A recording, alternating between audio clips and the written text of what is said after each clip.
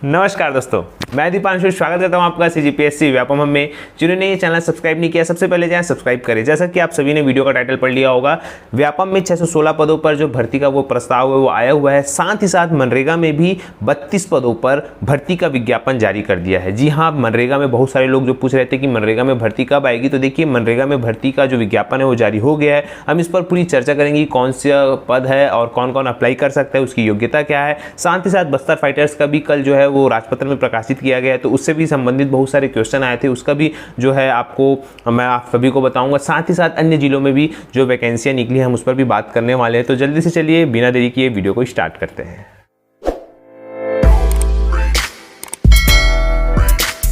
तो देखिए, सबसे पहले वीडियो को स्टार्ट करने से पहले आप सभी को बताना चाहूंगा कि आज से बिजली विभाग में डाटा एंट्री ऑपरेटर और जूनियर इंजीनियर का जो ऑनलाइन आवेदन है वो जारी हो चुका है। मतलब अप्लाई ऑनलाइन करना आप कर सकते हैं।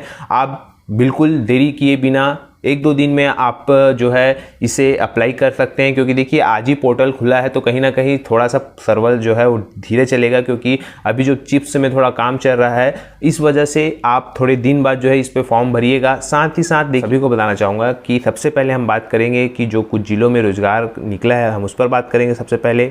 उसके बाद हम बात करेंगे जो बस्तर फाइटर से क्वेश्चन थे, बहुत सारे लोगों के डाउट थे, हम उस पर बात करेंगे। इसके बाद हम बात करेंगे कि जो सीधी सी बात है मनरेगा में कौन कौन सी वैकेंसियाँ निकली है, उस पर हम कौन कौन फॉर्म भर सकते हैं हम उस पर बात करेंगे। और उसके बाद व्यापम में जैसे जो 616 पोस्ट है उस पर हम बात करने वाले हैं। तो इस संबंध में आप कंटिन्यू देखते रहिए।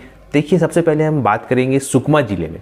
सुकमा ज़िले में अगर हम बात करें तो सुकमा ज़िले में इलेक्ट्रिकल इंजीनियर की जो गेस्ट लेक्चर की जो वैकेंसी है वो निकली है। तो आपकी स्क्रीन पे शो हो रहा होगा, आप इसे अच्छे से स्क्रीनशॉट ले सकते हैं। और इसके साथ ही जिनको जॉब की ज़्यादा ज़रूरत है आप जल्दी से जाएं।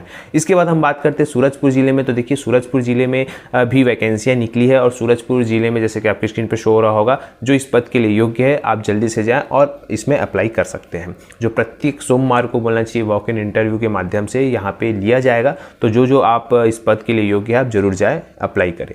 इसके बाद हम बात करते हैं कि देखिए बस्तर फाइटर्स की जो वैकेंसियां हैं वो पूरी तरीके से उसका जो खाका है वो तैयार हो चुका है।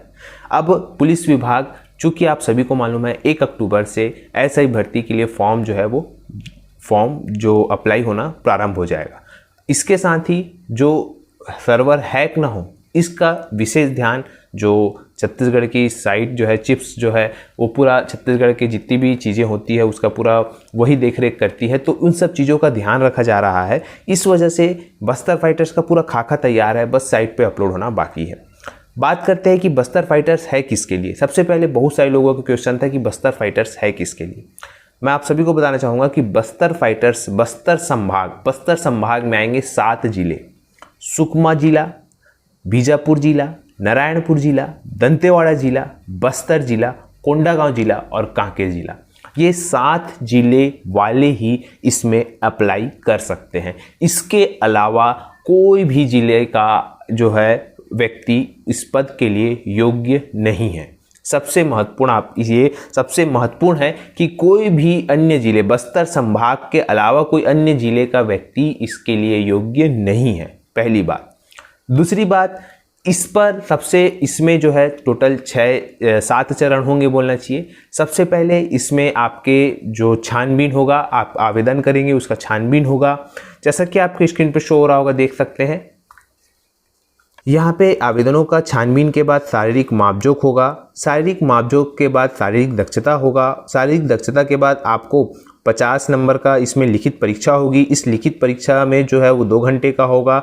इसमें सीधा सा है, अगर हम बात करें कि क्या क्या आएगा, तो रीजनिंग आएगा और साथ ही साथ गणित आएगा। सिर्फ गणित और रीजनिंग के 50 नंबर के क्वेश्चन आएंगे और 2 घंटे का आपको समय दिया जाएगा। ये वस्तुनिष्ठ प्रकार का होगा और याद रखिएगा ये जो है विभाग के द्वारा ही लिया जाएगा। इसके बाद साक्षात्कार जो है वो 20 नंबर का होगा। और इसके साथ साथ आपको मैं बताना चाहूँगा, जो NCC लिए हुए हैं या जिनके पास पास आप खेल पुरस्कार है उनको भी एक्स्ट्रा नंबर यहाँ पे दिया जा रहा है, जैसा कि 5 नंबर और एनसीसी का भी 5 नंबर और स्थानीय बोली अगर आप जानते हैं तो उनको 20 नंबर दिया जा रहा है। इस प्रकार से टोटल 30 नंबर का बोनस अंक दिया जा रहा है। तो इस प्रकार से देखेंगे चयन सूची जो है वो शारीरिक दक्षता 100 अंक, लिखित परीक्षा 50 अंक, साक्षात्कार 20 अंक और बोनस 30 अंक के आधार पर यहाँ पे मेरिट सूची बनेगी और उसके बाद आपका सिलेक्शन हो जाएगा। अगर हम इसके जो है सीधी सी बात है, अगर हम इसके शारीरिक दक्षता की बात करें अर्हता की, तो 163 सेंटीमीटर जो है या उससे अधिक जो है अनारक्षित वर्ग, अनुसूचित जनजाति और अन्य पिछड़े वर्ग के पुरुषों के लिए है। 150 सेंटीमीटर महिलाओं जो है अनुसूचित जनजाति वर्ग के पुरुष अभ्यर्थियों के लिए है। 153 सेंटीमीटर या उससे अधिक अनारक्षित वर्ग, अनुसूचित जाति तथा अन्य पिछड़े वर्ग की महिलाओं के लिए है और 148 सेंटीमीटर अनुसूचित जनजाति वर्ग की महिला अभ्यर्थियों के लिए है। सीना की बात करें तो बिना फुलाए 79 सेंटीमीटर, फुलाए 84 सेंटीमीटर है। महिला अभ्यर्थी इस शारीरिक अर्हता से मुक्त रहेगी और सीधी सी बात है यहाँ पे इसके साथ साथ शारीरिक मापदंड में जो है सीधी सी बात है ऊंचाई एवं सीने की नापतोल में चयन समिति का जो निर्णय होगा वो अंतिम होगा। यहाँ पे अभ्यर्थी को शारीरिक रूप से दिव्यांग नहीं होना चाहिए। अगर कोई दिव्यांग है तो वो इस चीज़ के लिए अप्लाई नहीं कर सकते। देखिए जो 20-20 नंबर का शारीरिक दक्षता होगा उसमें अगर हम देखेंगे तो आपकी स्क्रीन पे शो हो रहा होगा, देख सकते हैं आप। यहाँ पे देखिए जैसे कि लंबी कूद में आप 3 मीटर 75 सेंटीमीटर तक कूदे हैं तो आपको 20 में 7 नंबर मिलेगा। अगर आप 4 मीटर तक कूदे तो आपको 11 नंबर मिलेगा। अगर आप 4 मीटर 50 सेकंड तक कूदे तो आपको 14 नंबर मिलेगा। इस प्रकार से आपको यहाँ पे नंबरों का भी डिस्ट्रीब्यूशन हो गया है। तो आप इस पेज को प्रिंट आउट निकाल के जिसको इस फील्ड में जाना है, चाहे वो एसआई की तैयारी कर रहे हो या बस्तर फाइटर्स की तैयारी कर रहे हो, आप लोग इसको प्रिंट आउट निकाल के अपने लक्ष्य के हिसाब से कि आपको इतना नंबर इसमें चाहिए और रोज इसका प्रैक्टिस करिए। याद रखिएगा बस्तर संभाग वाले के लिए ही ये वैकेंसी है। अब हम बात करते हैं मनरेगा से। सबसे पहले देखिए मनरेगा की जो वैकेंसी निकली थी उसमें कुछ शुद्धि पत्र है। सबसे पहले हम शुद्धि पत्र देखेंगे और उसके बाद पूरी वैकेंसियों के बारे में देखेंगे। तो चलिए देखते हैं मनरेगा के बारे में।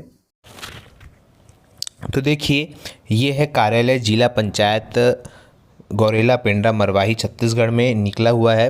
23 तारीख को ये जो है निकला हुआ है। देखिए यहाँ पे क्लियरली बताया गया है कि जो गौरेला पेंड्रा मरवाही में विज्ञापन था उसमें गौरेला पेंड्रा मरवाही को जो न्यूनतम शैक्षणिक अर्हता है उसमें क्या किया गया है, सुधार किया गया है।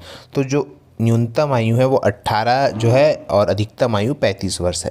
अब हम आगे बात करते हैं कि कौन कौन सी वैकेंसियां निकली है, क्योंकि देखिए सबसे पहले शुद्धि पत्र भी जारी हुआ था। कल पूरा विज्ञापन मैं आपको बताता हूं, लेकिन सबसे पहले शुद्धि पत्र बताना ज़रूरी था कि आयु सीमा से संबंधित जो शुद्धि पत्र है वो बहुत ही महत्वपूर्ण था। अब हम बात करते हैं कौन कौन से पद निकले हैं। सबसे पहले अगर हम देखिए यहाँ पर बात करते हैं तो कार्यालय जिला पंचायत गौरेला पेंड्रा मरवाही में 23 तारीख को जो है वो स्वीकृत पदों में जो है यहाँ पे निकला हुआ है। यहाँ पे देखिए महात्मा गांधी नरेगा जो है यहाँ पे लिखा गया है। यहाँ पे बताया गया है कि मेरिट अंक के आधार पर जो है वो इसका चयन होगा। अब देखते हैं कौन कौन से पद है। अगर हम देखें तो देखिए यहाँ पे सहायक समन्वय शिकायत निवारण जिला स्तर, यहाँ पे अनारक्षित के लिए एक पोस्ट है। इसकी तनख्वाह आपको दिख रही है। साथ में अगर हम इसकी न्यूनतम शैक्षणिक योग्यता के बारे में बात करें तो MBA ग्रामीण प्रबंधन ग्रामीण विकास, PGDRM, PGDRD, सामाजिक कार्य या MSW जिसको बोलते हैं, या सामाजिक विज्ञान में स्नातकोत्तर, MRTM master of rural technology and management, ये आपका क्या है टोटल योग्यता होनी चाहिए। अब अगर हम इसके मेरिट अंक हेतु निर्धारण की बात करें तो जो आपकी योग्यता है उसका 100% जो 100 अंक रहेगा उसमें 70% वेटेज रहेगा। अगर आपको कंप्यूटर प्रायोगिक परीक्षा 15 अंक का होगा और शासकीय ग्रामीण विकास योजना में कम से कम समान वेतन पर कार्य अनुभव अगर है आपके पास, अगर आपके पास 1 वर्ष से 2 वर्ष का अनुभव है तो 5 अंक, 5 वर्ष का अनुभव है तो 10 अंक और 5 वर्ष से अधिक का अनुभव है तो 15 अंक। और अगर यहाँ पे देखिए न्यूनतम शैक्षणिक यहाँ पे बताया गया है ये चीज़ होना है, ठीक है। तो ये आपको टोटल होगा, आपको मान के चलिए जो 30 नंबर है वहाँ पे कंपटीशन रहेगा। तो फिलहाल जो अगर आप लोग इसमें हैं तो योग्य है तो इसमें ज़रूर फॉर्म भरें। अब हम बात करते हैं अगली वैकेंसी है समन्वयक तकनीकी। समन्वय तकनीकी की बात करें तो इसका भी एक पोस्ट है और इसमें देखिए बी जो है, अगर किए आप बी या बीटेक सिविल में तो आप ज़रूर इसमें फॉर्म भरें। इसमें भी देखिए बताया गया है कि जो जैसा उसमें है शैक्षणिक योग्यता जो अंक बटे हुए हैं वैसा ही इसी में है। इसके बाद अगली वैकेंसी के बारे में भरे तो कंप्यूटर प्रोग्रामर जो है उसका भी एक पोस्ट निकला। इसमें भी आपको बी जो है कंप्यूटर साइंस, या आप एमसीए किए हैं कंप्यूटर साइंस में, या आपने बीई किया है आईटी में, या आपको जावा एमएससी या जैसा भी है ज्ञान की प्राथमिकता है यहाँ पे दिया जाएगा। इसके बाद इसका भी जो सेम है वैसा ही आपको डिस्ट्रीब्यूशन किया गया है। अगली वैकेंसी के बारे में बात करें तो कार्यक्रम अधिकारी जनपद स्तर पर जो है इसका भी एक पोस्ट निकला है जो कि अनुसूचित जनजाति का है। यहाँ पे देखिए बीई किए हुए हैं, एमबीए किए हुए हैं, या फिर master of rural technology and management गणित भौतिक विषय में स्नातकोत्तर मांगा है आपको। उसके बाद इसमें भी सेम वैसा ही अंक का निर्धारण किया गया है। अब अगर हम समन्वय तकनीकी की बात करें तो देखिए यहाँ पे टोटल 3 पोस्ट है। इसकी सैलरी भी आप देखिए, यहाँ पे देखिए बी जो है सिविल में है और इसमें भी आपको देखिए इस प्रकार से यहाँ पे बांटा गया है।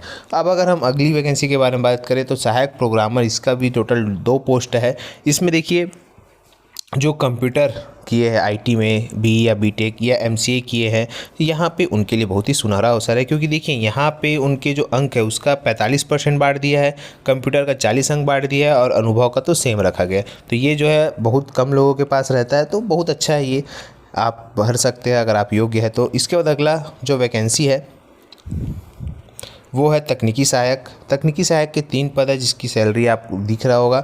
यहाँ पे देखिए बी या आपको सिविल में ब्रांच में अथवा पॉलिटेक्निक डिप्लोमा सिविल किया है तो आपको देखिए आपके अंक का 70% निर्धारण और जो वेटेज है 15 अंक का होगा। यहाँ पे देखिए शासकीय ग्रामीण विकास योजना में कम से कम समान वेतन का अनुभव जो है वो आपको दिया जाएगा।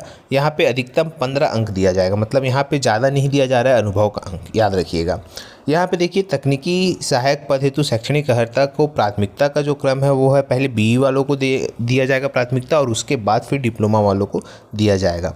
इसके बाद देखिए अगली वैकेंसी है सहायक ग्रेड 2 की, जिसका एक पोस्ट है जिसमें प्रथम श्रेणी में उत्तीर्ण है। और इसके बाद अगर देखिए यहाँ पे अगर वेटेज की बात करें तो 50 अंक, कंप्यूटर प्रायोगिक परीक्षा 15 अंक, इस प्रकार से उसके बाद अनुभव है तो इतना अंक। इस प्रकार से आपको सहायक ग्रेड 2 का भी मिल जाएगा। फिर है लेखापाल। लेखापाल का जो है 18,420 रुपये है। इसमें 55% बी काम जो है अगर आप लाए हैं तो आप ज़रूर इसमें फॉर्म भरें। इसका भी जो है डिस्ट्रीब्यूशन अंक का वैसा ही है।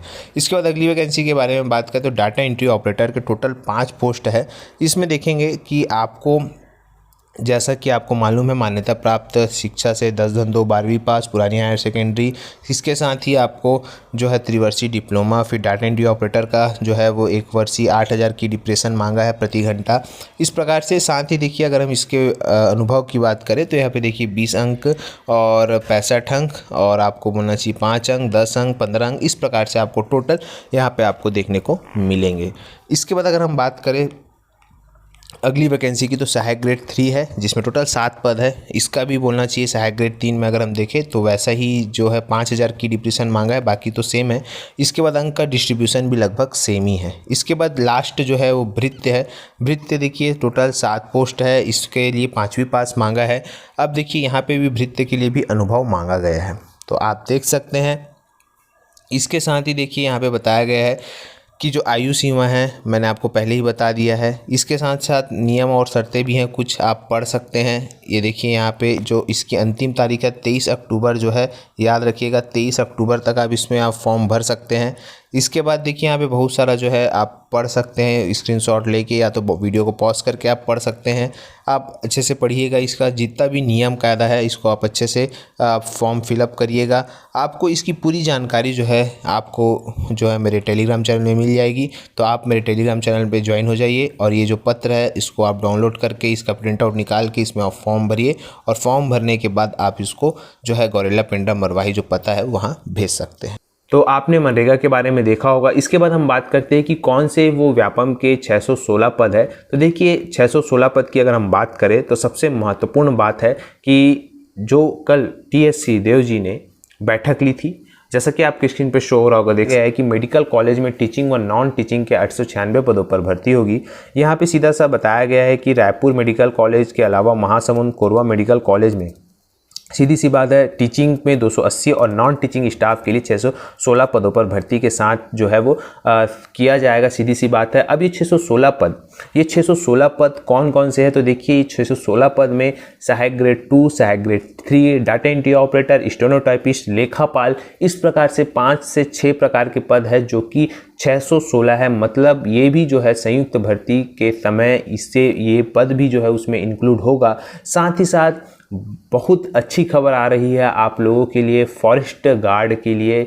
याद रखिएगा, फॉरेस्ट गार्ड की जो भी तैयारी कर रहे हैं वो अपनी तैयारी को कंप्लीट कर रहे हैं, क्योंकि फॉरेस्ट गार्ड की वैकेंसियां बहुत जल्द आपके सामने आपको देखने को मिलेगी। आप सभी को मैं बार बार बताना, यही एक पूरी पॉजिटिव न्यूज़ आप सभी को देनी थी। आशा करता हूं कि आपको ये वीडियो अच्छा लगा होगा। अगर वीडियो अच्छा लगा तो इसे लाइक करें, शेयर करें, सब्सक्राइब करें तथा वीडियो देखने के लिए आप सभी का बहुत बहुत धन्यवाद। स्वस्थ रहे, मस्त रहे।